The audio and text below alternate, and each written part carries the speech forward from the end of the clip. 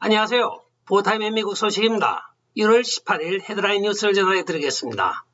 보타임에 마이클 게이블맨 전 위스콘신 대법관이 지난 10월에 위스콘신 대선 관련 특검에 임명이 되었습니다. 10월 달에 임명된 것은 페이스북과 같은 외부 단체의 선거 개입과 부정행위가 있었던 5개 지역에 집중하여 대선 관련 조사의 일환으로 위스콘신 선거관리위원회의 행정관 또 밀워키 선거관리위원회의 사무국장과 4명의 시 서기에게 소환장을 발부하였습니다. 한편 그는 또 CTCL 즉 마크 주커버그가 설립한 기술 및 시민생활센터의 보조금 관련 모든 기록을 요청하였으며 또한 CTCL이 그린베이의 대선 관리인을 매수하였던 사건에 대하여 모든 자료를 제출하라고 소환장을 발부하였습니다. 문제가 되고 있는 4개 지역은 바로 밀워키, 러쉬인, 케노샤, 메디슨의 선거관리에 대하여 부당한 영향력을 행사하였다는 혐의를 CTCL에 지금 부여하고 있는 것입니다. 덴버 콜로라도에 본사를 두고 있는 도미니언 보팅 시스템과 네브라스카의 본부를 두고 있는 ESNS 즉 Electronic Systems and Software를 또한 소환을 하였습니다. 전방위적으로 소환을 한 것은 오는 1월 20일까지 모든 자료를 요청하라고 지금 요구를 한 것입니다. 특히 도미니언 보팅 시스템은 2020년 예비선거와 총선 동안 위스콘신에 있는 회사 투표기계 위치 및 관련 기록을 1월 20일까지 전부 제출하라고 소환장을 발부한 것으로 밝혀지고 있습니다. 위스콘신에서 지금 본격적인 선거감사가 특검을 통하여 지금 진행이 되고 있습니다. 다음 소식입니다. 오늘 갤럽 조사에 의하면 이제 공화당이 민주당을 리드하고 있는 것으로 나타나고 있습니다. 2021년 1, 4분기에 민주당 지지도가 49%였으나 4분기에는 42%로 줄어들어 약 7%의 감소세를 보였으며 한편 공화당은 1분기에 40%에서 4분기에 47%로 7% 증가한 것으로 나타났습니다. 12,000명을 설문조사한 결과 이 중에 약 7%가 민주당을 지지하였다가 민주당원에서 지금 공화당원으로 갈아탄 것으로 나타나고 있습니다. 그 이유는 바로 조 바이든의 형편없는 취임 초대의 행정 능력과 특히 8월 말에 아프간 철수 이후에는 끝없이 추락을 하고 있습니다. 여기에 더하여 인플레이션과 코로나 사태 대응 위협에 대하여 국민들이 실망을 하여 점점 민주당을 버리고 공화당으로 가고 있습니다. 여기 하나 빠진 것이 있습니다. 다수당원이라고 하여 민주주의를 파괴하고 있는 민주당 의원들도 한몫을 하고 있는 것으로 나타나고 있습니다.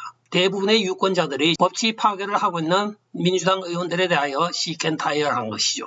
다음 소식입니다. 지난주에 대법원에서 백신 강제 조항을 철폐한 이후에 산업 현장 곳곳에서 지금 백신 강제 조항을 시행하였던 회사들이 그 강제 조항을 번복하여 자유의지에 맡긴다고 발표를 하고 있습니다. 호건 러버스도 마찬가지고 특히 GE의 경우에 제너럴 일렉트로닉스의 경우에는 약 58,000명의 종업원들이 백신 강제 때문에 상당한 소요가 있었으나 백신 강제를 오늘 철회한다고 발표를 하고 있습니다. 이것은 고용주와 노동자 모두에게 이익이 되는 일이라고 GE 대변인은 발표를 하고 있습니다. 조 바이든 행정부가 너무 무리하게 백신 강제 시행을 하였다가 역풍을 맞은 것입니다.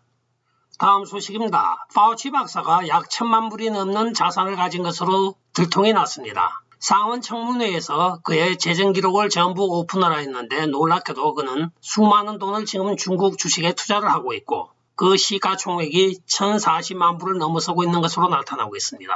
파우치가 공무원 생활 59년에 퇴직을 하여도 1년에 약 40만 불 가까운 돈을 받게 되어 있습니다. 그리고 그간에 월급 생활을 하면서 1,000만 불을 모았다고 하니까 믿어지지가 않습니다. 과연 이 돈이 자기가 투자를 해서 번 돈일까요? 아니면 중국에서 관시로 받은 것인지 여러분들 각자 상상에 맡기겠습니다. 다음 소식입니다. 화이자의 CEO인 엘버트 보울라가 봄이 오면 모든 사람들이 정상적인 생활로 돌아갈 것입니다고 팬데믹에 종말을 예견하고 있습니다. 그러나 그는 또 여기에 한 가지 덧붙이기를 앞으로는 해마다 이 코로나는 재발을 할 것이라고 이야기를 하고 있습니다. 백신 체인 마련해놓고 부스터 체인 마련해놨으니까 해마다 돈 걷어들이는 일만 화이자나 제약회사들이 남아있는 것 같습니다. 다음 소식입니다.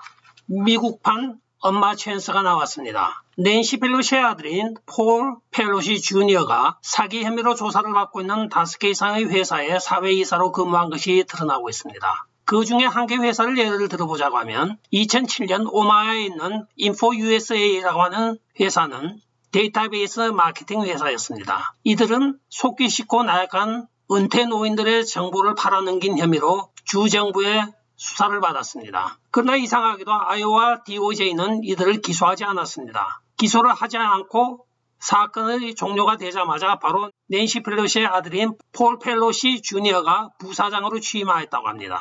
바로 전형적인 엄마 챈스이죠. 불기소 처분을 하여 사건을 무마해주고 아들을 부사장으로 밀어넣은 것입니다. 그 이후에도 이어진 사건만 해도 4-5건이 된다고 합니다. 엄마 챈스 단단히 쓰고 있는 폴 펠로시 주니어입니다. 헌터 바이든하고 데자뷰가 되네요. 헌터 바이든은 주로 중국과 해외에서 긁어모았고 폴 펠로시 주니어는 주로 미국 내에서 설쳤구만요.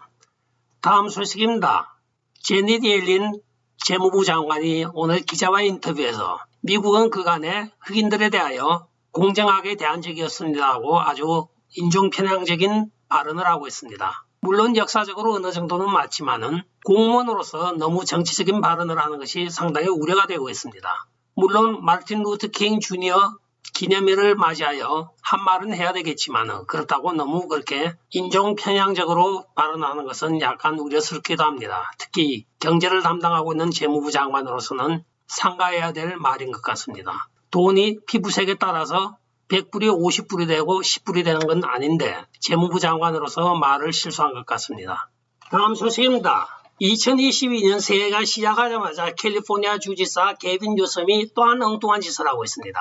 그는 캘리포니아 주의회 의원들에게 단일 지불자 의료 시스템을 구축하는 법안을 제시하였습니다. 불체자들에게도 같은 의료보험을 제공한다고 하여 더블 텍스, 즉 세금을 2배 인상하여야 한다고 오늘 의회에다가 통보를 한 것입니다. 의회에서 1차 입법이 되어 주의회에 통과를 전해두고 있는데 소환당할 뻔하였던 주지사가 자기 자리를 다시 찾자마자 또한 엉뚱한 짓을 하고 있습니다.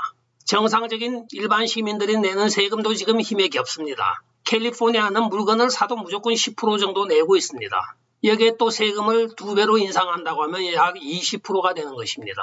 한편 오늘 밝혀진 바에 의하면 이 게빈 뉴섬 지사가 코로나 바이러스의 구제금융에 대하여 그 돈을 다 쓰지 아니하고 그 돈의 상당 부분을 뉴 그린딜 정책이라고 하여 기후변화에 할당한 것으로 나타나고 있습니다. 기후변화라고 하는 것은 바로 많은 시민단체에다가 돈을 뿌리는 것입니다. 물론 뒤로는 또 킥백을 받겠죠. 일부 기자들은 이것을 뉴 그린딜 정책이라고 하는 것이 아니고 뉴 그린 스틸 정책이라고까지 비하를 하고 있습니다. 합법적으로 돈을 지금 도둑질하는 것이죠.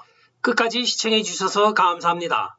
좋아요, 구독, 알림 그리고 공유 부탁드리고 댓글 많이 부탁드립니다. 안녕히 계십시오. 바이.